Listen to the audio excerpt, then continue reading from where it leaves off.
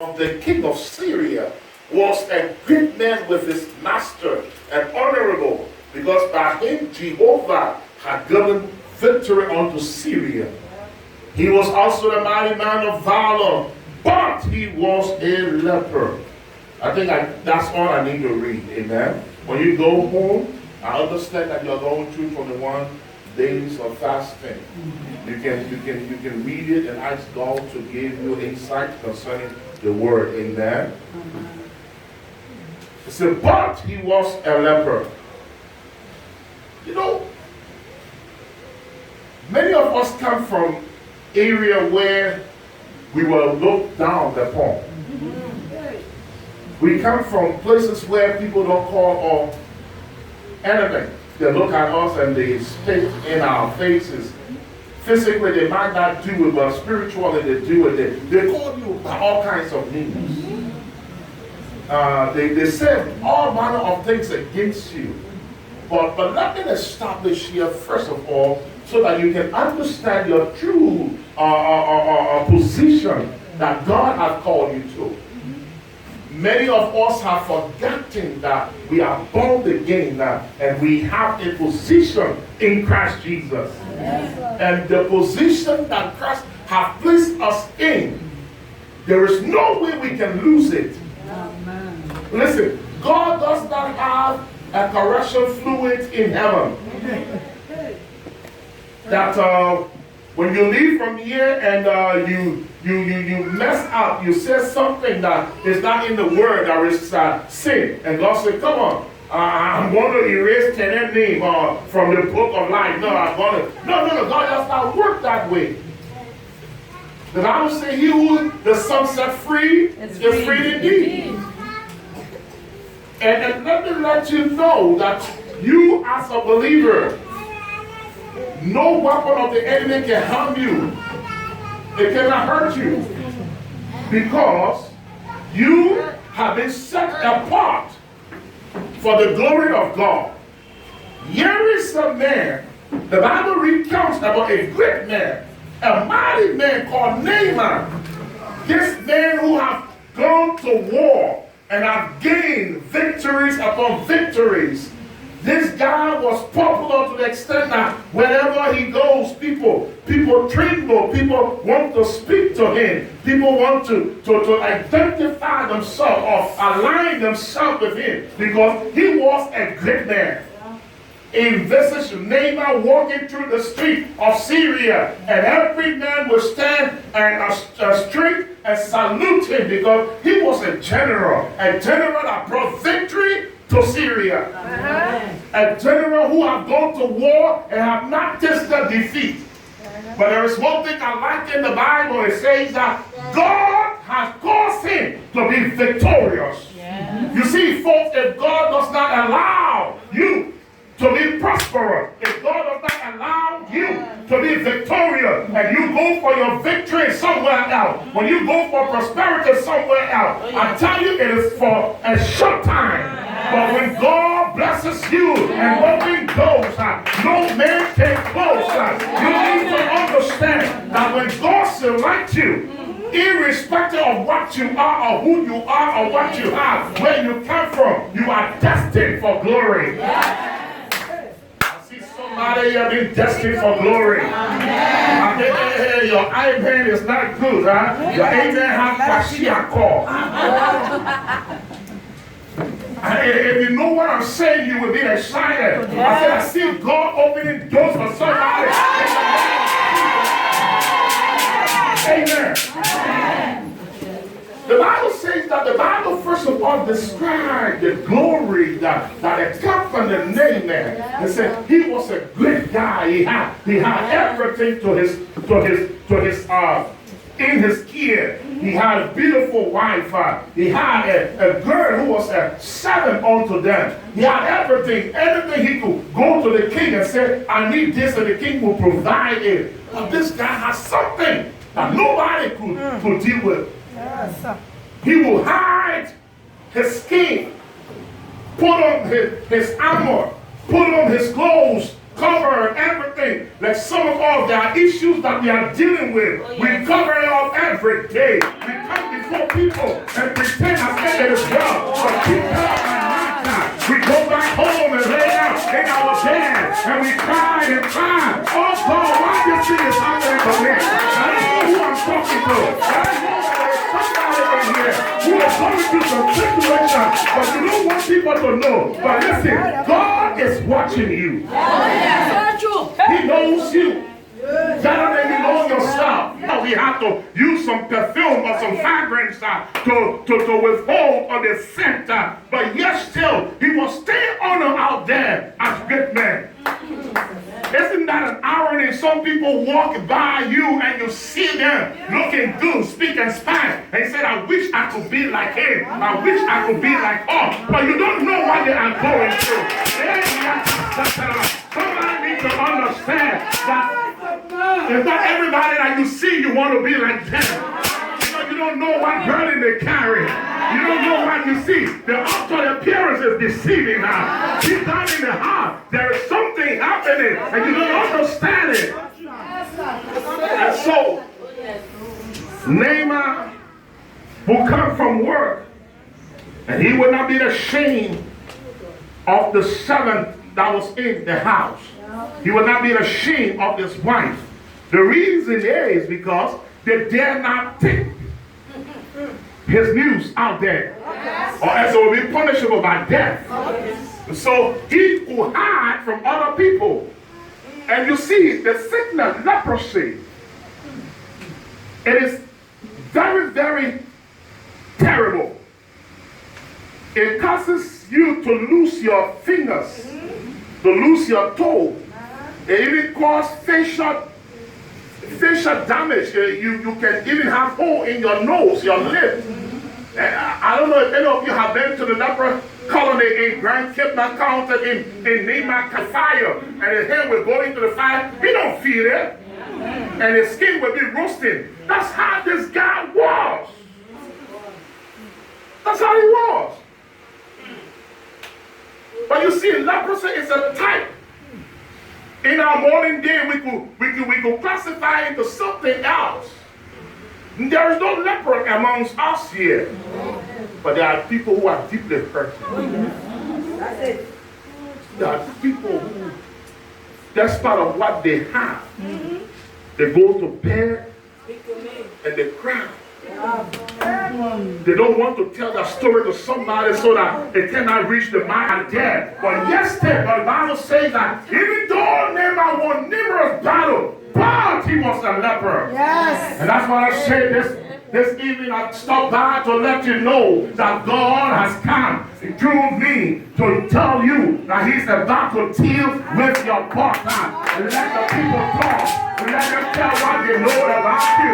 But there is a time coming when God finishes with you. They will not have anything to talk about. They will have nothing to talk about. I heard the Bible say weeping may endure for a night time, but joy in the morning. I don't know about you, but I see joy coming by somebody. I see joy locating you. I see somebody being located with joy. The peace of the Lord is about to come upon you. All you need to do is to believe. Believe in his name. And so Naaman was deeply worried. Yes. Deeply consumed by what was happening. Even though he had won many victories, but his illness has swallowed all of the victory. Even though you advise people, children, and they are looking good, walking good, behaving good in the community, but when you come home, your child is a wayward. And you ask God, why me? Why me? You see other people's husband, good, respecting them. But when you come home, your husband is a thorn in your flesh. When you say hello, it means an insult. He don't want to be spoken to. But listen, there is a mercy that God has provided for all husbands. here. If your husband is misbehaving, you wash his clothes, you take care of his food. What are you wasting time for? Lay your hands upon it. And pray and decree. As you wear this clothes, as you wear the underwear, wherever he goes, the heart will be at home. No heart will take him away. The Bible says, he has given you power and ability to speak and call forth and think as though they were. Go out of days you cry and cry. Oh yes. Thank you. Amen. Now one thing I want to do, I don't know if I'm disrespecting people. I'm sweating, I want to take off my coat.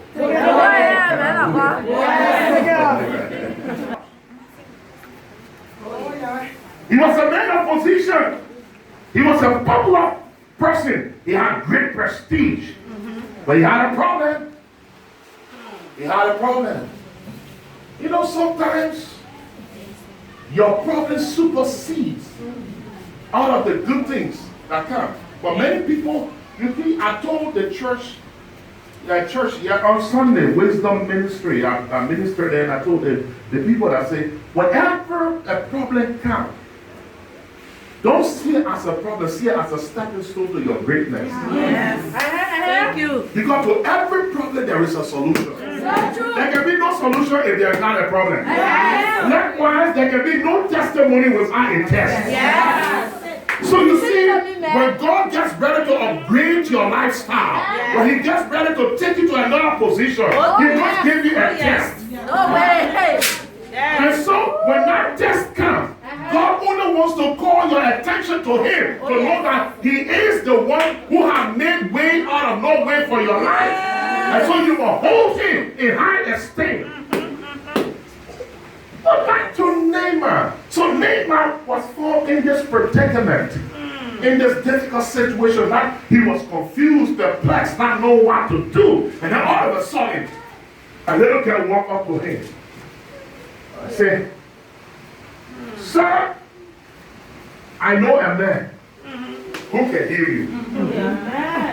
He's way in Israel. That is the man I know. Naaman.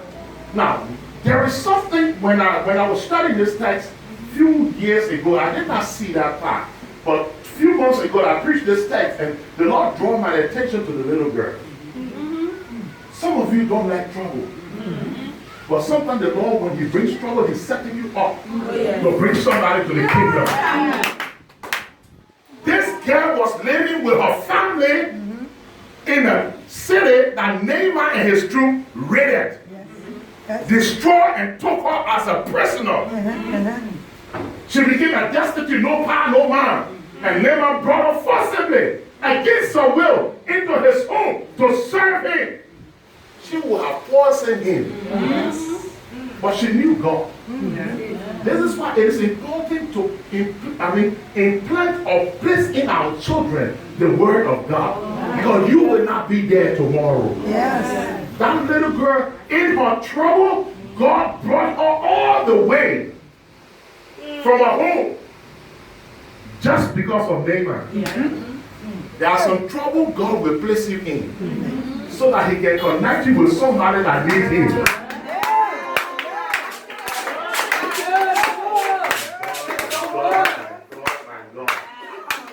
Naaman never thought that this girl was something good. But this girl was a conduit, this girl was a channel that God would use to bring forth his healing. Even though I know one day he ill-treated her. He told her, get out of my house. Get out of my, you slave girl. You have no right. But that girl kept quiet. Even though she saw the man, probably her father and mother died in this raid. But she kept quiet. She knew the Lord. Sometimes you don't have to speak a word. It is your heart that needs to speak unto God. And like Hannah did. The Bible says when Hannah got fed up with her barrenness, she stood in the temple for days. And the priest could not understand. He came by looking at Hannah and said, hey woman, why come into the house of God drunk? I heard Hannah say, you do not understand. I am not drunk. Listen. Sometimes your pastor will miss what happened to you. You know why? Because they are humans. They don't have some eyes to see that. And so when the priest told her that she was drunk, he said, I am not drunk. I'm a woman with a sorrowful spirit. I come to God to get me while I want her. And the Bible says that God used Eli to say, and about this time next year, you will have a son. I don't know who I'm talking to, but at this time next year, you will have a testimony in the name of Jesus.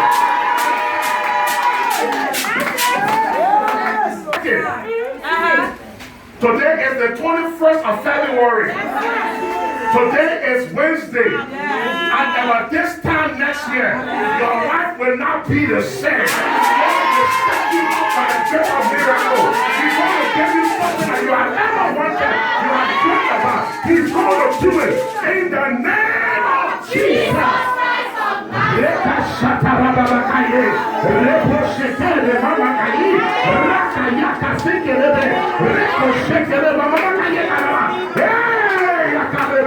I tell you, listen. The Lord is going to lift up somebody. You are here, your heart is hurting. You are here. Hey, people don't know, they just see the smile. But only you, I don't know. The Lord is saying to you today that He's going to bring joy in your life. He's going to give you joy in your life. In the name of Jesus.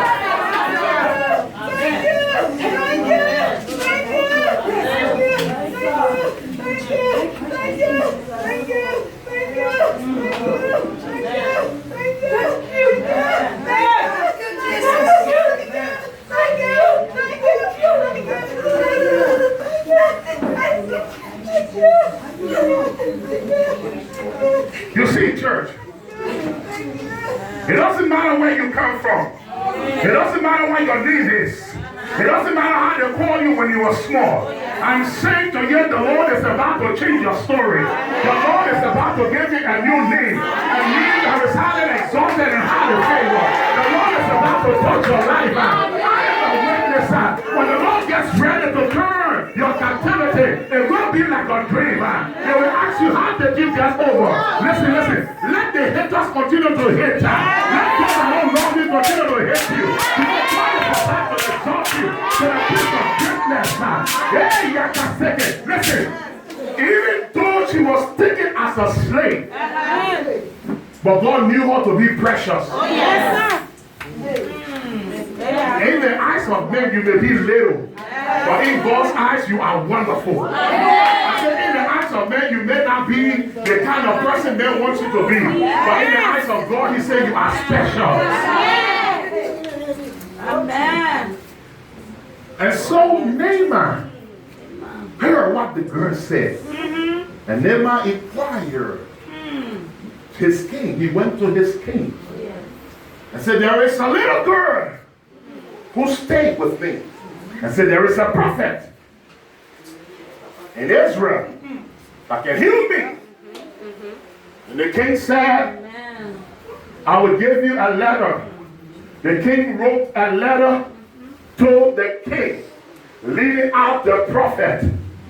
Isn't that strange that sometimes you are the solution giver in that office? You are the one that God has given the innovation and creativity and tool, and then they pass over you and go to the boss. But the boss cannot do it. It is you who He has embedded the greatness into. But here is the boss having it. Then the boss is confused. And you walk up to the boss and this thing is nothing. I can take it. He wrote a letter, and the king, when the king heard it, when the king of Israel heard it, he tore his clothes.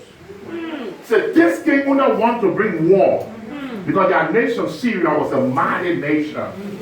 And so he said, I don't know any prophet. So there's a prophet in the land. You know, sometimes you are so small, but you do not know what you do here. Every time you gather, the Bible said one shall put 1,000 to fly, but two shall put 10,000. And look how many of you women that are here who are travailing in prayer, decreeing over our nation. You are making greater impact in the realm of the spirit. Some of you don't know. You cause trouble in the realm of the spirit every day. And that's why you need not. The reason why Liberia is standing because of women who are standing for God. Don't give up. Don't say I'm praying, I'm seeking the face of God, but my home is in disarray. God knows the reason why. Oh, yes. He knows the reason why. And so Naaman took the letter and went to the king. And the king said, no, I can't do this. He was confused. But they said, there's a prophet called Elijah. Hallelujah. Amen. There's a prophet. Oh, yeah. A prophet. Say a prophet. A prophet. Raised his child in the land. And so he came over at the place. He heard about it. And when he came to Elijah, Elijah did not come up to meet him. They just met. He said, I want to see Mother Betty. And Mother Betty had an aide. And so you come running, you are a woman of prestige. Yes. You can support this work, this Christian ministry, Christian organization. You can support them, they can do great things. And then you come.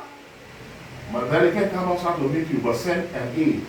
Maybe one of those who are acting as an usher. I'm not demeaning the usher ministry or so to say it is low, no. But somebody honor them, Mother Betty. Comes out and said, Mother Betty said, go to Double Bridge. The creek there, the water run over there, go and dip yourself in the 7 times. Amen. Who is this guy? Don't they know that I am the captain of the Lord's army? Okay. Don't they know that I have won so many victories? All right. And Gehazi came up and said, the prophet said, go to Jordan Oh, yes. and dip yourself in Jordan 7 times. Every time now. In Birmingham, we grew up as kids. There's a creek going to New Road. We call it Dog Creek. That creek is so terrible. When the dog died, they throw that dog in the water. Anybody get garbage, they throw it. So it's so filthy. Just think about it. Just think about Waterside Bridge and where people go to defecate over there. And then here comes the president, I can see Johnson, and he comes up because he has an issue, come to this place, and they said, go over there and dip yourself. What do you think he will do? He will say, when there's no water around, he said, I cannot do it. Listen, many of you, your miracle will come from an unusual place. Some of you, the person that you're looking at in high esteem, thinking that they will be the one, they will not be the person. God will use. The Bible said God uses the foolish things of this world to confirm the wise. I may be foolish. I tell you, I was a born in Bonnie. I never thought that I would be preaching in America or Brazil or other countries that I traveled to the preach. I never thought it because I was foolish. I walked foolishly, even though graduated from high school, but I was still wearing slipper, running all in New Town, football, soccer, this, that. But when God gets ready, and God passed by the gas station, don't you? We have a church in New Junior High building. You need to come and visit us. 2 weeks past, I did not go. The 3rd week, I sent me that November 2nd, 1997. Since that day, my life had a turnaround. It has been 20 years now. 20 years. When you are looking for God, He might not be there. Do not overlook little beginnings. Don't do it. When he got there, he said, go to the Jordan. And he went. He wanted to argue, and one of his aides said, hey, master, if this man would have said, bring 10,000 shekels of gold, just a simple one, go to the Jordan. That's why you need to follow the instruction of God. It is so simple, but powerful. Yes. You follow the instruction. I remember when the children of Israel were emancipating from Egypt, the Bible said there were 3+ million people. And how did God lead them? He led them by the pillar of cloud by day and the pillar of fire by night. The instruction was, as the cloud stop, you stop. Oh, yes. Don't go. No way. Simple instruction. But many of us believers, we don't want to take instruction. Yeah. We know too much. Hey. Who is she to tell me? I know. Who is he? All of serving God. That's it. But there is an unction that God has placed over a leader. Yeah. You see, if you do not respect your leader, then you disobey God. God himself orchestrated leadership. Even Satan's kingdom is organized. Go to Ephesians chapter 10, come down. It says, for we wrestle not against flesh and blood, but against principalities and power, against spiritual wickedness. That is a chain of authority. So you can see it, that he's organized. And so if the church is not organized, when the church cannot follow its leader, it is in disarray. When there is division, there is division. When there is two vision, then there is division. And so Naaman decided to go. And just see Naaman with me. Walking down. Do they have any water in this area? A dirty creek? And Naaman is walking, his entire entourage behind him. Everybody. Naaman walking. The first time for Naaman to come and pull his clothes in front of the people to show what is going on. Naaman walked. He saw the water. Dirty! Dirty! Right? I mean, the Jordan is still like that. I got a couple of friends that just came from Israel a few times in the States. And they said, Jordan, I'm believing God next year to go to Israel. To and see the good place. And we saw, you can see, they took a picture, you can see the dirt. I said, wow, see what Naaman never wanted to do. And Naaman got there, he got in the water. Everybody watching Naaman. Naaman taking off his clothes. The skin hissing on his clothes. You know what it means that when you have some soul and then you wear the sack. How many of you when you were small? When you were small and you wear it, you get soul on your, and you wear your anklets or soul and you bear the pin and you go to school and time to take it off. There's another pin again. That's what Naaman was going through. That Naaman full time. The king of nothing changed. Like some of you have tried God and tried God. The situation has not changed. And Naaman came back. He went down the second time. He came up, his skin was still the same. Naaman was anxious looking at his hair and everything. It was still the same. The 10th time, the 4th time, the 5th time, the 6th time. I believe Naaman was about to give up. Because nothing like some of you have stayed and prayed for years. And yet say your situation has not changed. But you are about to give up. Listen. The darkest part of the night is closer to death. Don't give up. Don't give up. Your day is about to break. I say your day is about to break. The 6th time, the 7th time, Naaman went out of the water. When he came up, the God of miracle, the way maker, the mountain breaker, the one who gave us life, and Naaman came up. He looked at his skin. It was like a baby's skin. Listen, it doesn't matter how long you have been in it. When God shows up, he shows up. He turns your life around. He will turn your life around. It's the name of Jesus.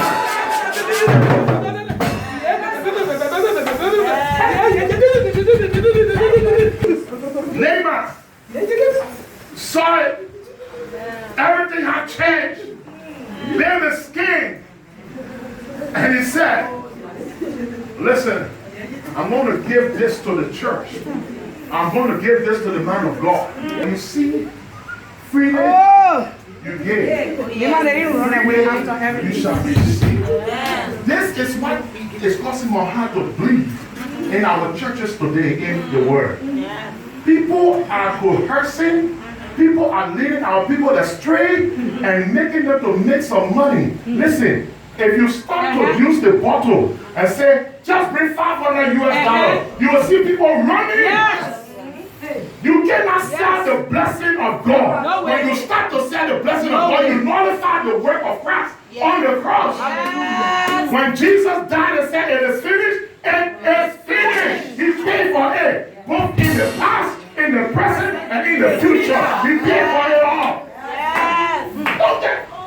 $99 for 99 blessing. Yes. And our people stay crazy. People become millionaires out of them. Out of your frustration, you are hungry and they take all of your money. Some people will take all of their savings and bring it.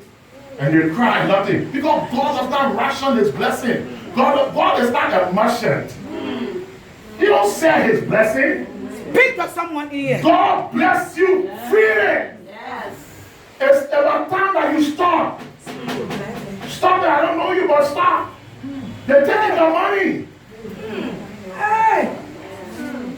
God has placed his spirit in you. Every one of us can carry the DNA of God in us. And the word of God has creative power. That's why you need to be very careful what you say about your life. If you just wake up in the morning and say, "Day I'm broken, this time it will be rough." That day won't be rough because you said it. Oh, yes. Sometimes it's the hard time is passing, and you call it in hard time. He stopped. So listen, what kind of instruction you can be given? And so hard time comes and live in your house.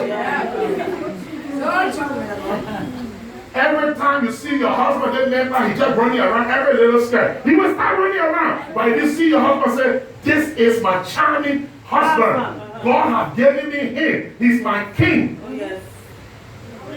You will see that your king will be by your side. Be careful with the words that you speak. I don't know why God wants me to inject this into my sermon. But be careful what you speak over your children, over your life. When you get sick, this sick that everybody wants to kill. Don't say that. Even though I'm sick, but there is something that is more powerful than this sickness. Oh, yes. This sickness is only a shadow, and shadow does not hurt me. Like David said, "Yet though I walk through the valley of the shadow of death, I will fear no evil." We understood it because shadow does not.